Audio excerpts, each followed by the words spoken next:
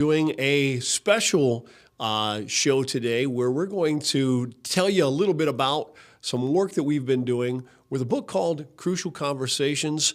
We've got a ministry spotlight as well, a resident testimony with Chris Sorenson later. It's going to be fun. Check it out on Mission Live. Let's roll.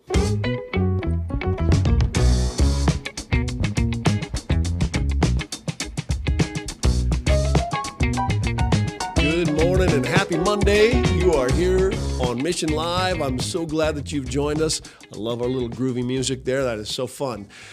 Today we're doing a video of a class that we've taught on Crucial Conversations. Now, Crucial Conversations is part of the Crucial Learning series of books by a group that used to be called Vital Smarts. And they've been incredibly helpful with our program in just giving us some teaching tools, some ways of actually bringing about change from people who are broken and homeless into a spot where they are independent. And today, we're going to be covering what's called the path to action. So here's the video.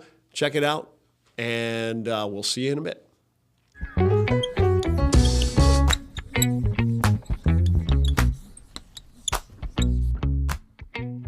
So today's book that we're doing is Crucial Conversations. This book, I've seen it recommended in church denominations for training in their staff and elders, training for counseling. We've used it here at the Gospel Rescue Mission with tremendous success, and I'd like to share with you some of the reasons why we found it valuable, and maybe why you should think about picking up your own copy of Crucial Conversations. So today, I'm going to talk to you about the path to action. And it's one of the things that we have found really, really helpful in both counseling and in helping just kind of redirect people into a place of a healthy direction in their life as opposed to one of homelessness. So I think it's really helpful. I hope to share with you something good today. So what we often see when we see people coming in off the streets are people who have feelings, there we go, feelings of hopelessness.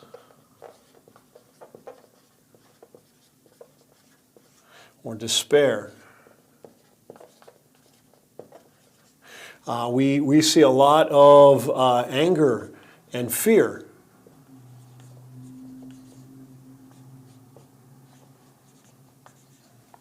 And these tend to lead people, these feelings tend to lead people into a series of bad actions. It tends to lead people into the things that result in homelessness. It's things like addiction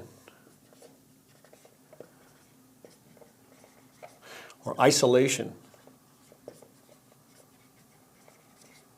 You see a lot of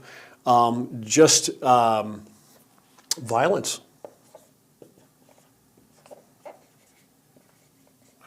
And a lot of just really running.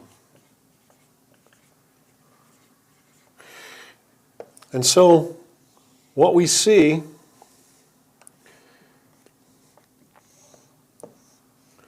is that one leads to the other, that feelings lead to action.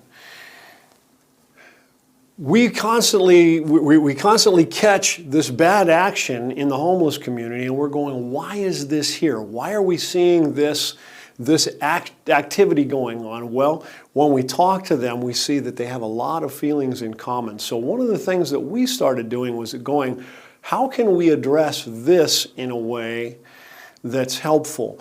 With Crucial Conversations, what they've talked about is really this full path to action. And the full path to action starts here. It starts with what you see, hear, or observe. Okay? And then what you see, hear, and observe, you ask a question of, why did I see, hear, and observe that? Well, most often what we do is we tell a story. Okay? Now, it's not always us. but it could be others that tell the story. And the story leads to our feelings. And feelings lead to action. And here you have the complete path to action.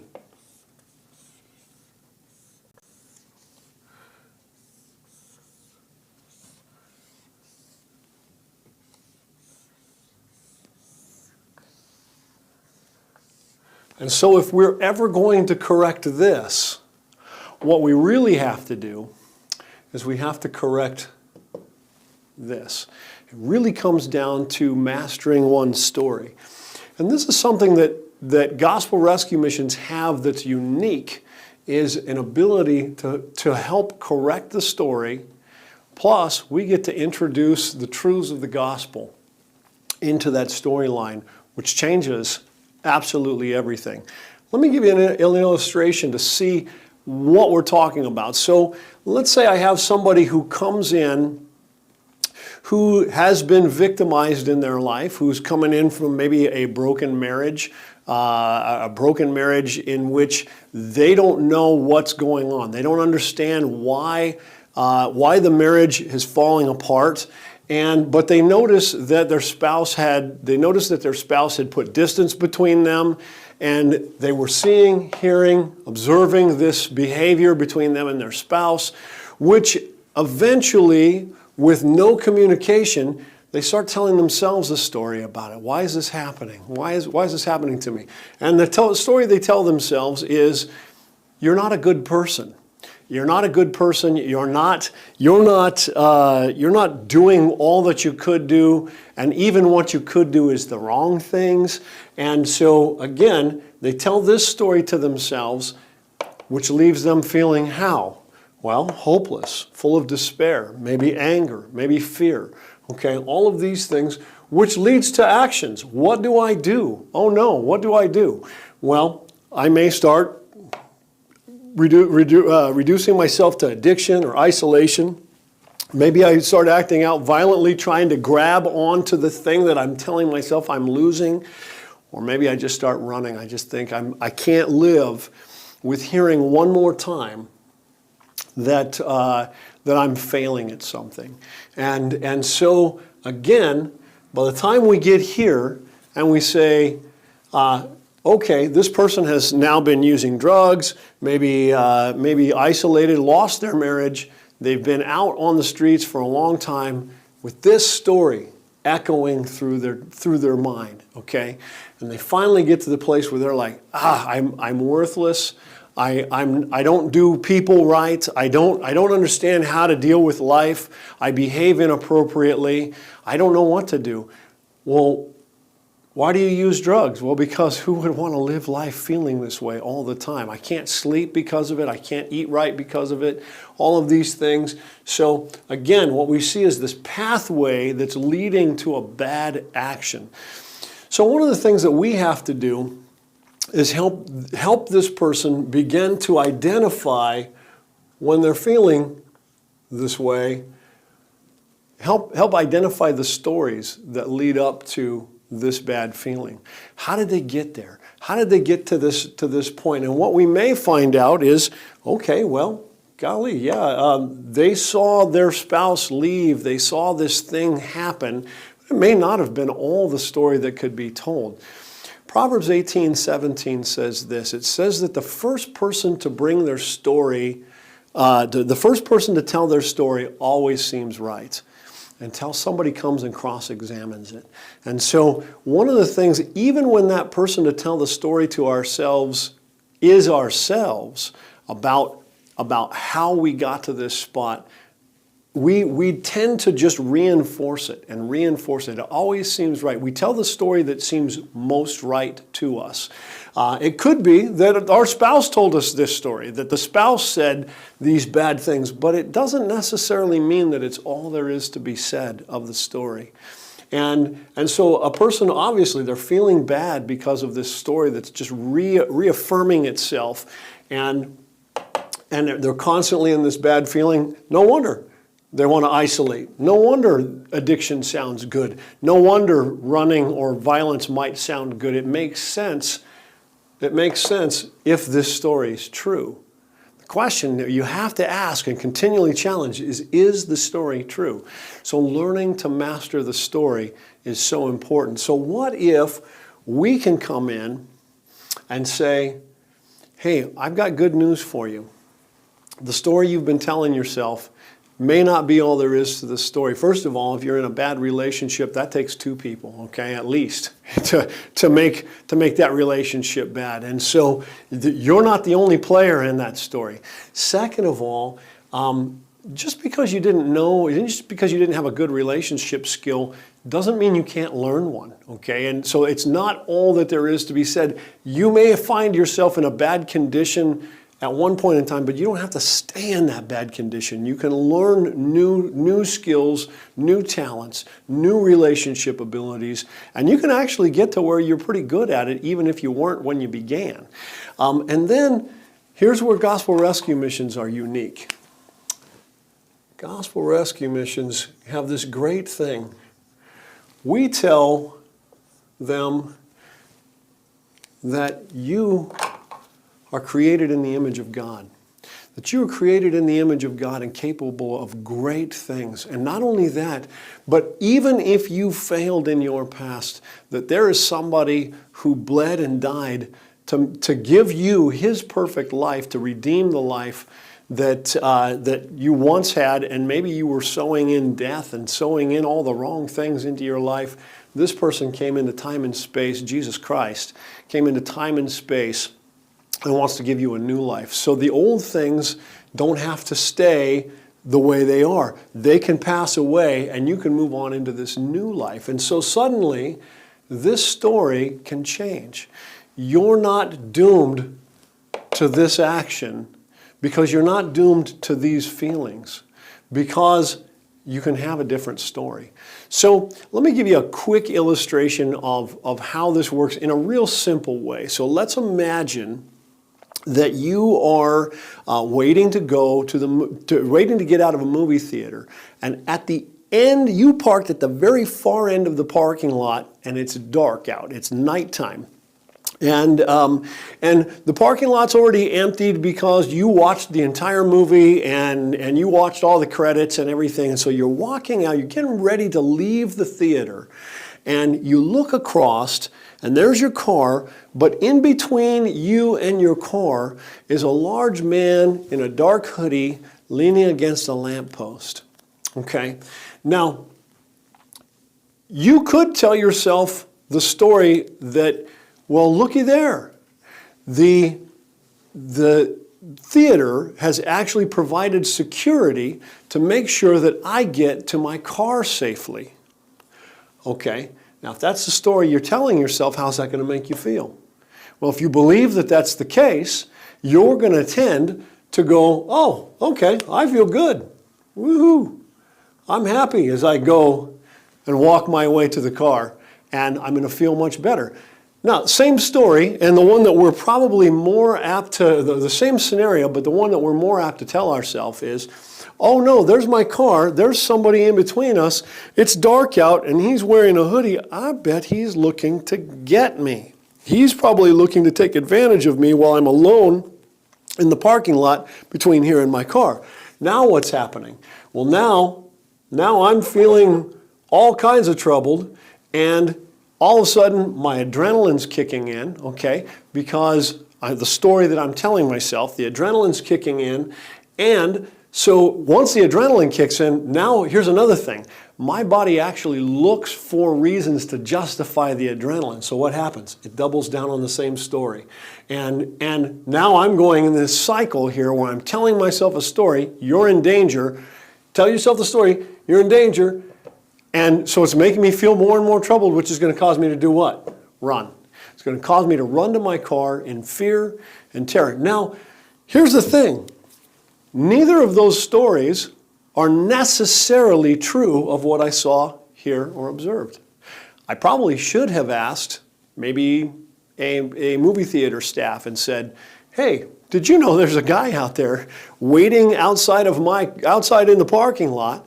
And they could say, oh yeah, that's the new security guard we just hired, and he's going to make sure you get there safely. They could also say, well, that's really strange. Well, I'll tell you what, we'll send some staff out there to just keep an eye on you and make sure you get to your car safely between here and there. And either way, it would change the way I feel, which would change the way I act. So the point is that the story we tell about what we see, hear, and observe determines how we feel. And even though you've got the exact same scenario in both of those stories, the story that we told was different, which determined how we felt, which will determine how we act. You see how that works? And that's going to work. That's going to work for the homeless guy who also says, I'm worthless. I have no value in life. If all they're hearing is some Darwinistic idea that they have become all that they're capable of because they're in some class somewhere down here and this is the best they can be, well then, if we've resigned them to, well, it's just addiction and they can't get out of addiction. It's just mental health issue and they can never get out of mental health issues. If we are reinforcing a story that's negative, well, how are they ever going to feel anything but hopeless, despairing, anger, and fearful?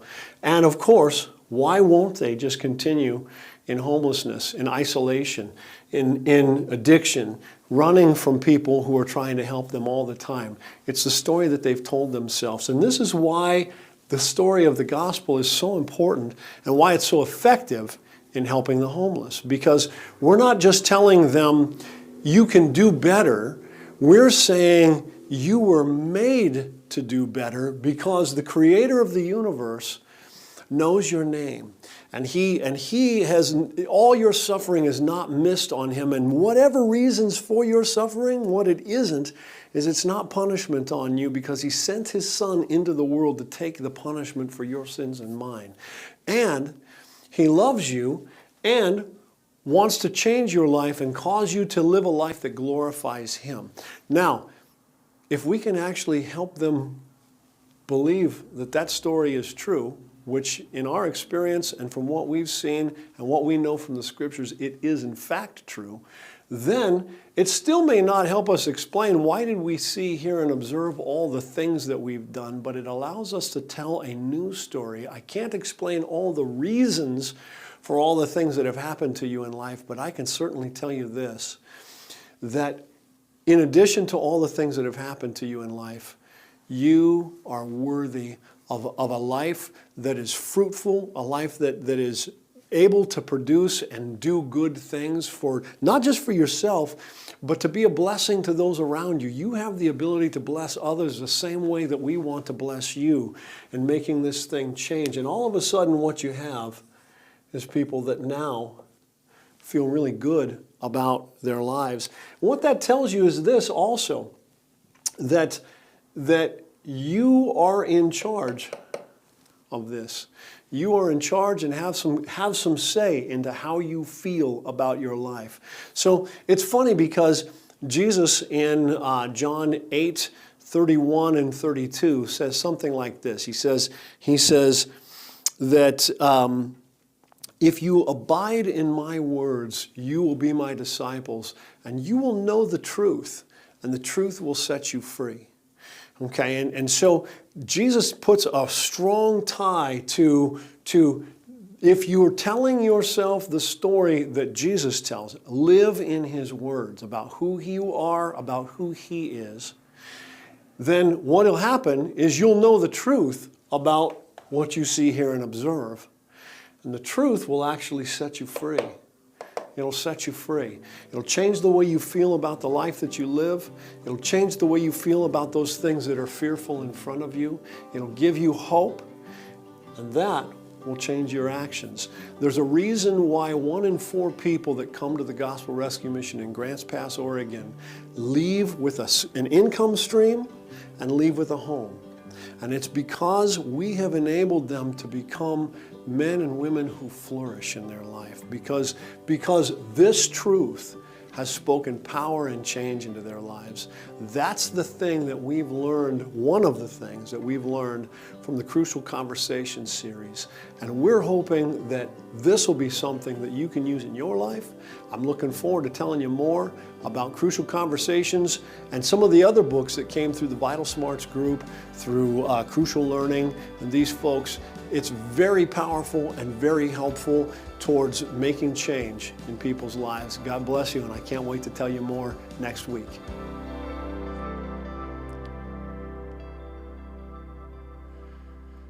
Well, normally right now what we would do is a ministry spotlight, but you know what? We need to hear from you about different ministries going on in your church, in your community, things that are going on that we can actually learn and highlight, and we'd love to tell your story about what's going on in your community. Great ministries going on here in Grants Pass or the Medford, Southern Oregon, or elsewhere. If you've got a good mission in your town, we would love to interview them, find something about them that we can spotlight and share with the rest of the world about all the good things going on. But since I don't have somebody in my ministry spot lineup for you this morning, what we're going to do is just share a story about a former resident named Chris Sorenson. Chris did a great job during his stay here, a life totally transformed by this very path to action. And, no one tells his story better than he does. So I'm just going to go ahead and share Chris's story with you right now.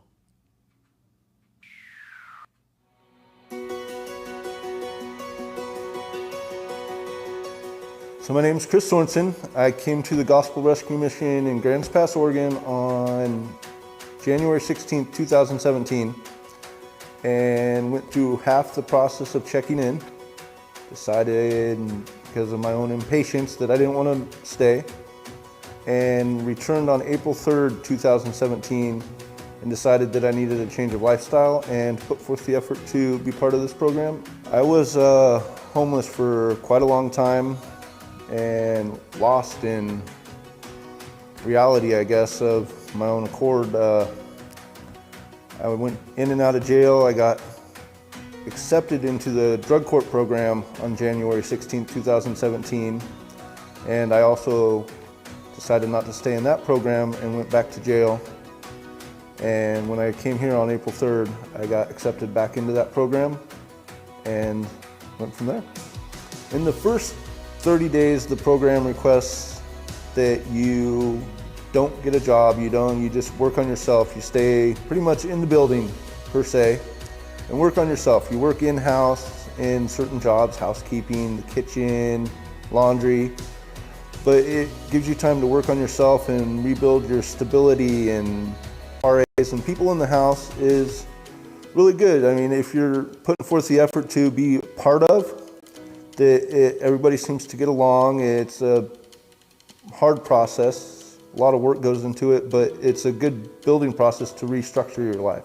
Going through the program, I put forth the effort to change my life with this program and the other one I'm in, and I talked to Brian at different points through the program, and he kept telling me, as I was telling him my progress, he kept telling me that if I keep working at it, good things will come from what I'm doing.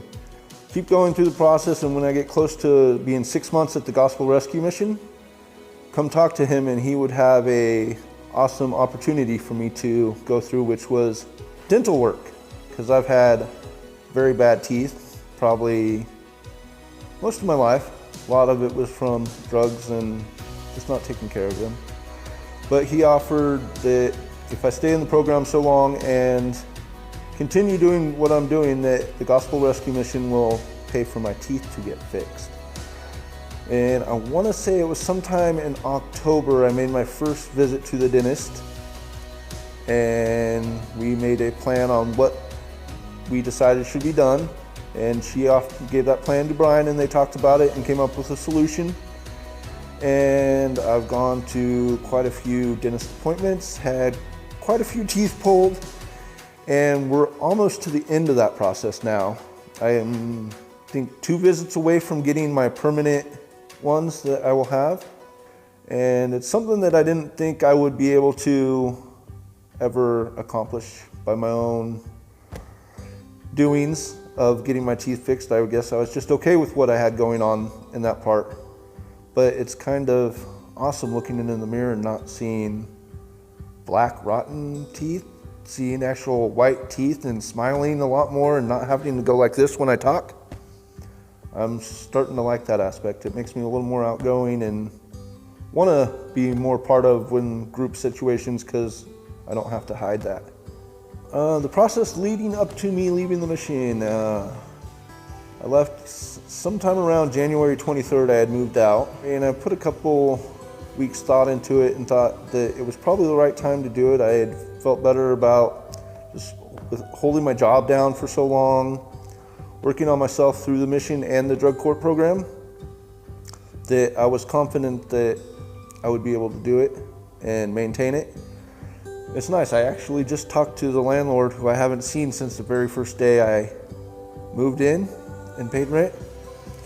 We just caught in passing, and he told me today that I was like the perfect tenant because I'm rarely seen, I'm working, I pay my rent on time, and they have some requirements that you do while you're in drug court, and one of them is to get your GED, which I took my last test yesterday and printed out my official GED little plaque or whatever you want to call it to go on the wall. And just the things that between the two have allowed me to do again, being myself, living in my own house, going to work. I get to go to work every day. Who just does that? I mean, normal people, but I get to do that now, and for the longest time I didn't get to do that by my own choices. I get to be the son to my mom again that I'm supposed to be, and not to be the guy that I was. I'm doing a 40-hour give back project for the drug court as requirement to graduate, and I'm doing that at the Gospel Rescue Mission for the Easter egg hunt that's held every year at the Riverside Park. Everything's going really good. I don't think I would be where I'm at without being part of the process. Letting somebody else give me suggestions and guidelines on some things that may help or may not help because they have seen a lot. And I took those suggestions, and I am super happy where my life is headed now. I get to do things that I didn't get to do. We were just talking about my teeth, and I want to say directly to anybody or everyone that has helped the Gospel Rescue Mission with any donations, but in particular that donation for helping me get my teeth fixed. I truly and greatly appreciate everything you guys have done. Thank you to Brian, and the whole team at the Gospel Rescue Mission is amazing in what they do, and I just want to thank you. I truly appreciate all you've done for me.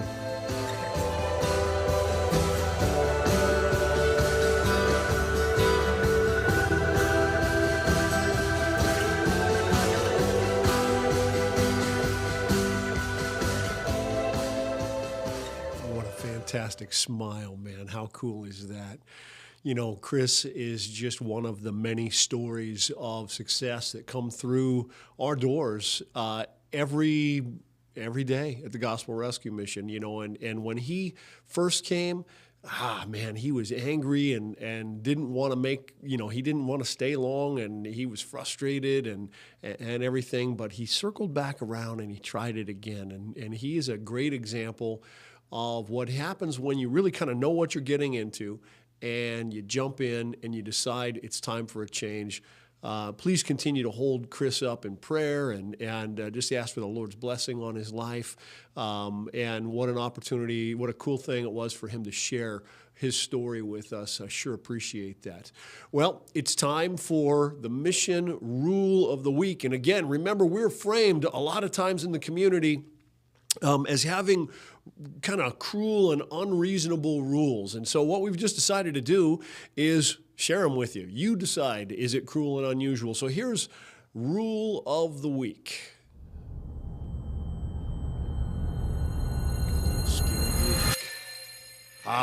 Rule of the Week number 11.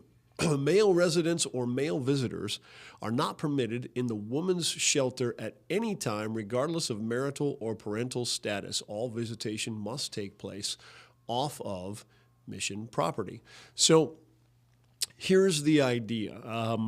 In our women's shelter, we have a lot of ladies that have been damaged and come in from, very hurt by male counterparts in their life, whether they've been, relational counterparts or just been victimized by men in general. And what we really want to do is protect them. And so one of the boundaries that we set between the men and the women is that there's just not a lot of crossover. Okay, we don't want the men from the men's house going over into the women's house, and that might even be when we've got a married couple. So we've got a married couple, a lady staying at the women's house and a man staying in the men's house. And we separate them rather than having them together in the women's house. And the reason is because the problems that man may be bringing into that house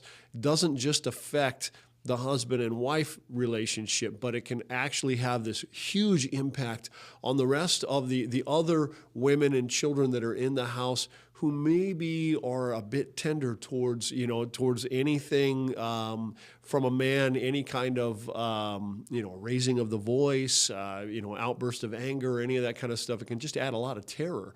And so we really want to protect them, and this is designed to protect the ladies that are staying there.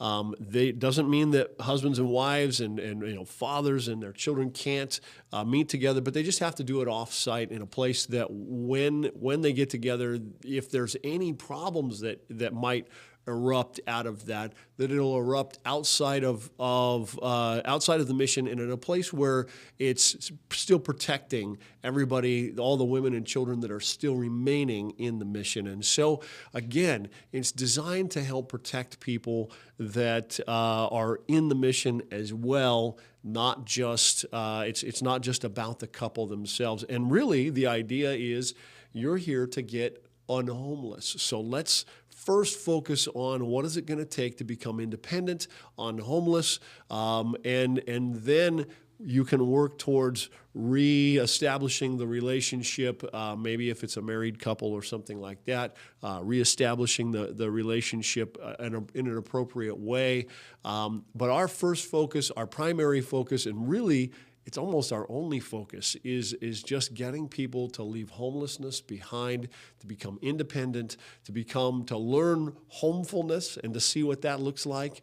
And that's what our rules are there for. So that was terrible rule number 11, designed to actually protect women and children. Okay, and now it's our time for what does the Bible say about homelessness? And today's passage comes from the Proverbs again. We are in Proverbs chapter 16, verse 26, where it says, "A worker's appetite works for him. His mouth urges him on." And the idea, and this is found throughout Scripture, is that the consequences, the discomfort that comes from not eating causes us to work hard so that we can do what? So that we can eat, right? It's designed to drive us to flourish. These things are made to cause us to become productive and to flourish in the community around us. So, and not only, hopefully, when we flourish, when we become fruitful, not only do we have something for ourselves, but then we have something also for others in our sphere of influence. So it might be our family, or it might be our neighbor in some way, and to the rest of the community. So these things are part of the discomfort that comes from hunger, the discomfort that comes from sleeping on the ground, the discomfort from being cold outside or exceedingly hot, depending on where you're at and the time of year. All of those things are designed by God to drive us to become more productive in a way that helps not only ourselves, but helps the entire community around us, because that's what all God's blessings are for, is not just for us, but for everybody else involved. Guys, thank you again for joining us for another episode of Mission Live. And I'll tell you, if you've lasted this far, if you would do me a favor, would you subscribe to us on YouTube? Would you friend us and follow us on Facebook, if however you're following us right now? And would you share us with your friends and family? Also, I hope you know that we are 100% kind of, we are supported by the donors in this community. We are independently supported. We don't take a dime of government money, and we really rely on your support. So if things like this are things that you really can get passionate behind and would really like to see more of, then I would just pray that you go to grantspassmission.org and just click on the donate tab there and help us out. That would be fantastic. Thank you again, and as always, pray for us. Pray for us because we're in the middle of a culture war. We are in the middle of a cultural battle in our community and across the West Coast, trying to say there's a better way to do things, and it comes with adding the gospel at the front of everything that we say, think, and do. May God be glorified in all of those things, and may God be glorified in your life as you go out and do the work that you do throughout the week. God bless you. Thank you for taking the time to watch, and hope you have a great day.